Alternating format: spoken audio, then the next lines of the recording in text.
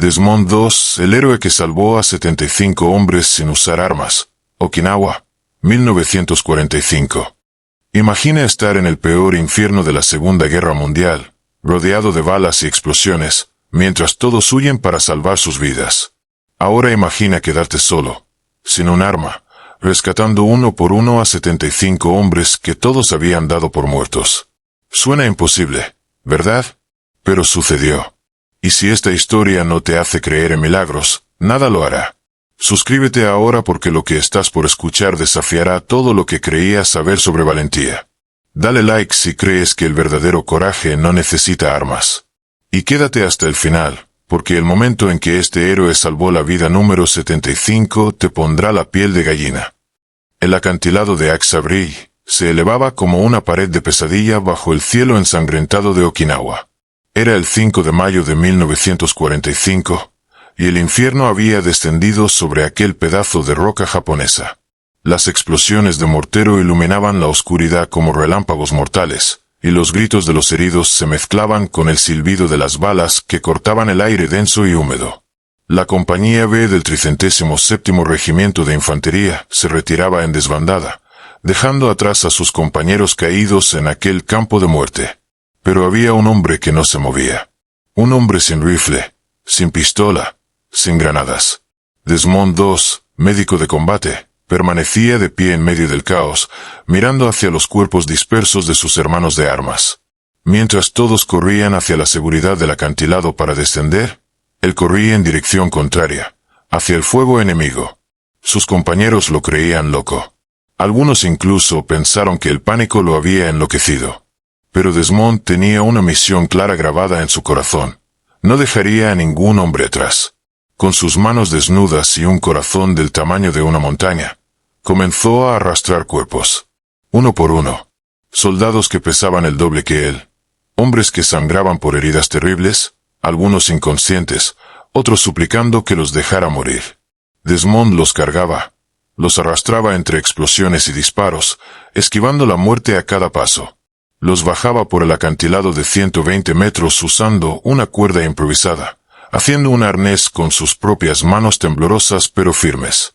Y cada vez que lograba salvar a uno, mientras las balas silbaban junto a sus oídos, mientras la pólvora quemaba sus pulmones, mientras sus músculos gritaban de dolor, Desmond susurraba la misma oración una y otra vez como un mantra sagrado. Señor, por favor, ayúdame a salvar a uno más. Solo uno más. Nadie entiende cómo sobrevivió esa noche. Nadie puede explicar cómo un hombre sin armas, en medio del fuego cruzado más intenso de la batalla del Pacífico, pudo rescatar a 75 soldados heridos. Pero él lo hizo. Y esta es su historia. Para entender al héroe, debemos viajar atrás en el tiempo. Lynchburg, Virginia, 1919. Desmond II nació en una familia humilde, profundamente religiosa, adventista del séptimo día. Su padre, Tom II, era un veterano atormentado de la Primera Guerra Mundial, un hombre que bebía para olvidar los horrores que había visto en las trincheras de Europa. Su madre, Berta, era el pilar de amor y fe en aquella casa marcada por la pobreza y el trauma de la guerra. Desmond creció en un hogar donde la Biblia era el libro más importante, donde el mandamiento "no matarás" se repetía como una verdad absoluta e inquebrantable. Pero hubo un momento, un terrible momento en la adolescencia de Desmond, que marcaría el resto de su vida. Una tarde de 1928, Desmond, entonces de apenas 9 años, discutió violentamente con su hermano mayor Harold por algo trivial, cosa de niños. Pero la pelea escaló. Los golpes comenzaron a volar. Y en un momento de furia ciega, Desmond tomó un pesado ladrillo y lo estrelló contra la cabeza de su hermano. Harold cayó al suelo, sangrando profusamente, inconsciente. Desmond quedó paralizado mirando lo que había hecho, viendo la sangre de su propio hermano correr por el suelo de tierra. Su madre gritó. Su padre corrió. Harold fue llevado de urgencia al hospital, donde los médicos dijeron que había estado a milímetros de la muerte. Esa noche, mientras Harold luchaba por su vida, Desmond cayó de rodillas y lloró como nunca había llorado.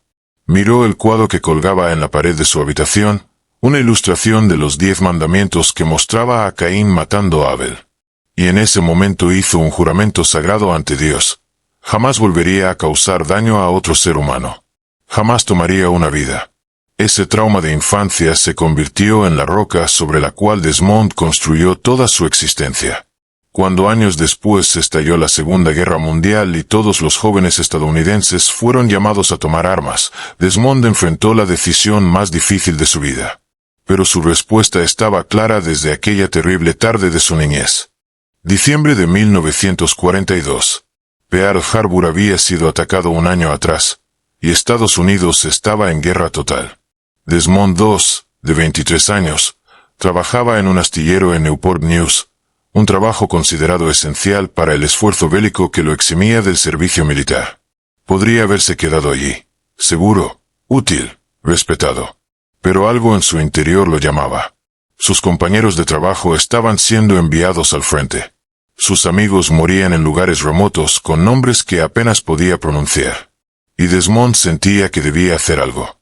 Pero había un problema monumental. Su fe le prohibía absolutamente matar o portar armas. Entonces tomó una decisión que muchos consideraron una locura. Se alistó como objetor de conciencia, solicitando servir como médico de combate. Quería salvar vidas, no quitarlas. Cuando llegó al campo de entrenamiento en Fort Jackson, Carolina del Sur, comenzó el peor infierno de su vida antes de pisar siquiera un campo de batalla. Sus compañeros soldados lo odiaban. Lo llamaban cobarde, traidor, amarillo. Le escupían la comida. Le robaban sus cosas. Lo golpeaban en la oscuridad de los barracones. Sus propios sargentos lo trataban con desprecio, viéndolo como una amenaza para la moral de la unidad. El capitán Jack Glover hizo todo lo posible por expulsarlo del ejército. Lo sometió a trabajos degradantes, a castigos injustos, a humillaciones públicas. Lo acusaron de desobediencia. Intentaron declararlo mentalmente inestable. Su propio padre tuvo que contratar a un abogado y usar sus contactos como veterano de la Primera Guerra Mundial para evitar que Desmond fuera llevado a corte marcial y encarcelado. Pero Desmond no se rindió. Cada mañana se levantaba a las 5 para rezar. Cumplía cada orden que no violara sus principios religiosos. Corría más rápido, entrenaba más duro, estudiaba con más dedicación que cualquier otro soldado. Aprendió cada técnica médica posible. Memorizó cómo detener hemorragias bajo fuego enemigo, cómo aplicar torniquetes con una mano, cómo evaluar heridas en segundos. Se convirtió en el mejor médico de combate de su unidad, y aún así, nadie confiaba en él. Nadie quería tenerlo en su pelotón cuando llegara el momento de la verdad. Porque todos creían la misma cosa. Un hombre sin armas era un hombre muerto. Y peor aún, significaba que sus compañeros también morirían tratando de protegerlo. Mayo de 1944. Desmond II y su unidad fueron enviados al Pacífico. La guerra contra Japón era brutal, diferente a todo lo que se veía en Europa. Era una guerra de islas, de junglas sofocantes, de enemigos que preferían morir antes que rendirse, de combates cuerpo a cuerpo en búnkeres y cuevas. La primera prueba de Desmond llegó en Guam. Mientras su compañía avanzaba por la espesa selva, las ametralladoras japonesas abrieron fuego desde posiciones ocultas. Los hombres caían como moscas. Los gritos de médico resonaban por todas partes. Y entonces, algo extraordinario sucedió. Desmond II, el cobarde que nadie quería, salió corriendo hacia el fuego enemigo. Sin rifle, sin protección, solo con su bolsa médica y su fe. Corría de soldado caído en soldado caído, arrastrándolos hacia la cobertura mientras las balas levantaban tierra a su alrededor. Sus manos trabajaban con velocidad sobrehumana. Vendajes, torniquetes, morfina, palabras de aliento. Salvó a 17 hombres ese día. Hombres que hubieran muerto desangrados sin su intervención. Los mismos soldados que lo habían golpeado y escupido en el entrenamiento ahora lo miraban con asombro y algo parecido a la reverencia. Luego vino Leyte en Filipinas. La batalla fue aún más feroz. Durante un ataque japonés, Desmond estaba tratando a un soldado herido cuando una granada cayó a pocos metros. En lugar de tirarse a cubierta como cualquier persona cuerda haría, Desmond se lanzó sobre el soldado herido, cubriéndolo con su propio cuerpo. La explosión lo levantó por los aires. La metralla le perforó las piernas y la espalda. El dolor era cegador. Pero cuando cayó al suelo, Lo primero que hizo fue verificar que el soldado bajo él aún respiraba. Solo entonces permitió que otros lo llevaran a la retaguardia. Recibió la estrella de bronce por esa acción. Pero Desmond apenas se miró la medalla. Para él no era heroísmo, era simplemente lo correcto. Mientras se recuperaba de sus heridas, sus compañeros comenzaron a cambiar de opinión sobre él. Quizás no era un cobarde. Quizás había más coraje en correr desarmado hacia el enemigo que en disparar desde la distancia. Quizás, solo quizás, Desmond II era el tipo de hombre con el que querrías estar cuando todo se fuera al infierno. Y pronto, muy pronto, tendrían la oportunidad de descubrir exactamente cuánto coraje cabía en el corazón de aquel hombre silencioso y rezador. Abril de 1945. Okinawa. La última gran batalla antes de la invasión planeada de Japón continental. Los estrategas militares sabían que sería sangrienta, pero nadie imaginaba cuán terrible sería realmente. El objetivo del 37º Regimiento de Infantería era tomar el escarpado de Maeda, un acantilado vertical de 120 metros que los soldados estadounidenses rápidamente rebautizaron Axa Brig, la cresta de la Sierra de Cortá. Era un infierno vertical. Para llegar a la cima, los soldados tenían que escalar usando redes de carga mientras los japoneses disparaban desde arriba. Una vez arriba, el terreno era un laberinto de búnkeres de hormigón, túneles interconectados y nidos de ametralladoras. Los japoneses habían convertido cada metro cuadrado en una trampa mortal. Desmond subió con su unidad el 29 de abril. Lo que vio arriba lo perseguiría en pesadillas por el resto de su vida. El campo de batalla era un paisaje lunar de cráteres de bombas, árboles carbonizados y cuerpos destrozados. El hedor a muerte, pólvora y carne quemada era tan denso que algunos hombres vomitaban dentro de sus cascos. Durante días, la batalla fue un infierno de ir y venir. Tomaban terreno durante el día. Los japoneses contraatacaban por la noche. Desmond no descansaba. Corría de herido en herido, trabajando con las manos cubiertas de sangre ajena, susurrando palabras de consuelo a hombres que morían lejos de casa. Veía heridas que ningún manual médico podría prepararte para enfrentar. Cuerpos partidos por explosiones, quemaduras que derretían la carne hasta el hueso, hombres con las entrañas fuera suplicando por sus madres. Y Desmond los atendía a todos. Sin importar cuán graves fueran las heridas, sin importar cuán pocas probabilidades de sobrevivir tuvieran, él trabajaba incansablemente. Sus compañeros comenzaron a verlo como un talismán de buena suerte. Decían que si Dios estaba cerca, no morirías. Comenzaron a creer que Dios mismo protegía a ese hombre extraño que rezaba antes de cada batalla y se negaba a tocar un arma. Y luego llegó el 5 de mayo de 1945. El día que convertiría a Desmond II en una leyenda. El día que definiría todo lo que era y todo lo que creía. El día en que el infierno se abrió completamente y solo un hombre sin armas se quedó de pie en medio de las llamas. 5 de mayo de 1945. Al amanecer. El ataque comenzó mal desde el principio. Los japoneses habían reforzado sus posiciones durante la noche. Cuando la compañía B llegó a la cima del acantilado, fue recibida por un muro de fuego que destrozó la formación en segundos. Ametralladoras, morteros, francotiradores, fuego de artillería. Era un matadero. Los hombres caían por docenas. Los gritos de agonía se mezclaban con las órdenes desesperadas de los oficiales. Y entonces, lo impensable, la orden de retirada. Los hombres corrieron hacia las redes de carga, desesperados por descender a la relativa seguridad de la base del acantilado. Los oficiales gritaban que no había tiempo para llevar a los heridos, que cada hombre debía salvarse a sí mismo. Pero cuando todos habían descendido y hacían un recuento de cabezas abajo, alguien se dio cuenta. Desmond II no había bajado. Arriba, en medio del infierno, Desmond miraba el campo de batalla sembrado de cuerpos de sus compañeros. Algunos se movían débilmente, otros gemían pidiendo ayuda, otros yacían en silencio desangrándose. Y Desmond tomó una decisión. No descendería hasta que bajara al último hombre vivo. Comenzó con el más cercano. Un soldado con las dos piernas destrozadas por una granada. Desmond lo arrastró hasta el borde del acantilado mientras las balas japonesas silbaban a su alrededor. Hizo un arnés improvisado con cuerdas, ató al soldado y lo bajó lentamente, metro a metro, hasta que manos ansiosas lo recibieron abajo. Luego corrió por el siguiente, y el siguiente, y el siguiente. Durante 5 horas, Desmond II trabajó solo en lo alto de aquel acantilado mortal. Cada vez que salvaba a uno y lo bajaba, inmediatamente corría por el siguiente.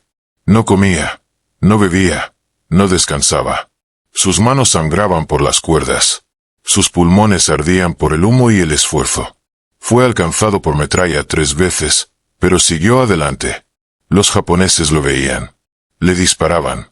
Pero extrañamente, increíblemente, ninguna bala lo tocaba. Era como si una mano invisible desviara los proyectiles. Los soldados abajo no podían creer lo que veían. Cada pocos minutos, otro compañero herido descendía por la cuerda. Y arriba, visible ocasionalmente entre el humo, la figura delgada de Desmond II corría de un lado a otro. Algunos hombres que rescató estaban inconscientes. Otros le suplicaban que los dejara, que se salvara a sí mismo. Pero Desmond repetía las mismas palabras. No te voy a dejar. Dios no nos ha traído hasta aquí para abandonarnos ahora. Y su oración constante, susurrada entre dientes apretados. Señor, solo uno más. Ayúdame a salvar a uno más. Cuando finalmente descendió, habían pasado más de 5 horas. Desmond había rescatado a 75 hombres. 75 vidas que hubieran terminado en lo alto de aquel acantilado maldito. Abajo, los soldados de su unidad lo rodearon en silencio. Algunos lloraban abiertamente. Otros simplemente lo miraban como si vieran un fantasma o un ángel. El capitán Jack Glover, el mismo hombre que había intentado expulsarlo del ejército, se acercó con lágrimas corriendo por su rostro curtido por la batalla. Le extendió la mano y dijo con voz quebrada: «Eres el hombre más valiente que he conocido jamás, y me avergüenzo de haber dudado de ti». Pero la guerra no había terminado para Desmond. 2 semanas después, el 21 de mayo, durante otro asalto a posiciones japonesas, Desmond estaba tratando heridos cuando una granada cayó en la trinchera donde se encontraba. Sin pensarlo, la pateó lejos, pero explotó cerca. La metralla le destrozó las piernas. Mientras yacía sangrando, sus compañeros corrieron a ayudarlo. Pero Desmond vio a otro soldado más gravemente herido. Con las piernas destrozadas y sangrando profusamente, insistió en que atendieran primero al otro hombre. Le dio su lugar en la camilla. Durante las 5 horas que tomó llevar a Desmond a un hospital de campaña, fue alcanzado por un disparo de francotirador en el brazo, destrozándole el hueso. Sobrevivió, pero perdió parte de su brazo. Pasaría 5 años y medio en hospitales militares. Desarrolló tuberculosis por las condiciones insalubres del campo de batalla. Perdió un pulmón y varias costillas en las cirugías. Quedó parcialmente sordo por las explosiones. Su cuerpo quedó marcado por 17 fragmentos de metralla que nunca pudieron extraerse completamente.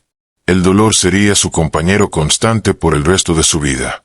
Pero cuando le preguntaban si se arrepentía de sus decisiones, de haber ido a la guerra sin armas, de haberse quedado en Axabri cuando todos huían, Desmond siempre respondía lo mismo.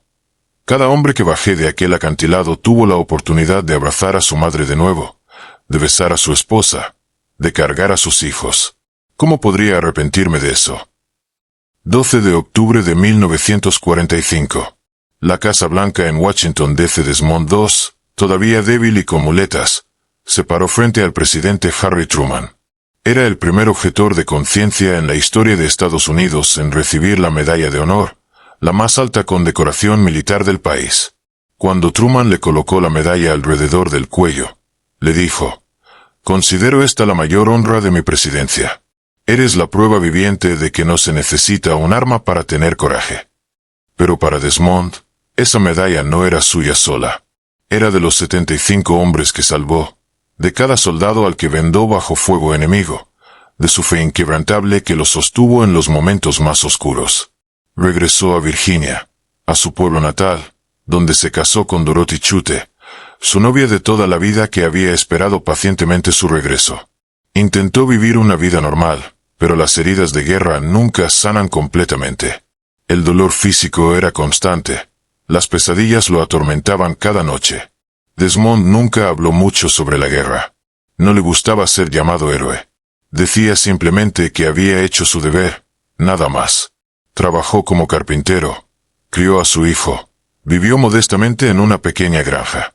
Pero los hombres que salvó nunca lo olvidaron. Cada año, algunos de ellos lo visitaban o le escribían cartas. Le presentaban a sus hijos y nietos, diciendo: «Este hombre es la razón por la que estoy vivo. Es la razón por la que ustedes existen». En 1998, el ejército estadounidense dedicó un pabellón de entrenamiento médico en su honor en Fort Sam Houston. Desmond, ya anciano y enfermo, asistió en silla de ruedas. Cuando le pidieron que dijera algunas palabras, solo pudo decir: «Espero que nadie tenga que hacer lo que yo hice. Espero que algún día el mundo no necesite soldados». Desmond II murió el 23 de marzo de 2006, a los 87 años, rodeado de su familia. En su funeral, veteranos de Okinawa, algunos de más de 80 años, viajaron desde todo el país para cargar su ataúd. Y mientras lo bajaban a la tierra, uno de ellos susurró: «Gracias por salvarme, dos. Gracias por no dejarme atrás». La historia de Desmond II nos enseña algo fundamental sobre el verdadero heroísmo. Nos muestra que el coraje no viene del poder de quitar vidas, sino de la voluntad de salvarlas. Que la fe, cuando es genuina, puede mover montañas y detener balas. Que un hombre sin armas puede ser más valiente que 1000 soldados armados. En un mundo que glorifica la violencia y el poder, Desmond II demostró que la verdadera fuerza viene de la compasión, del sacrificio, de la convicción inquebrantable de hacer lo correcto sin importar el costo. 75 hombres, una cuerda, un corazón más grande que el miedo, y una oración repetida una y otra vez: «Señor, ayúdame a salvar a uno más». Ese fue Desmond II. Ese fue el héroe sin armas que cambió la definición misma de lo que significa ser valiente.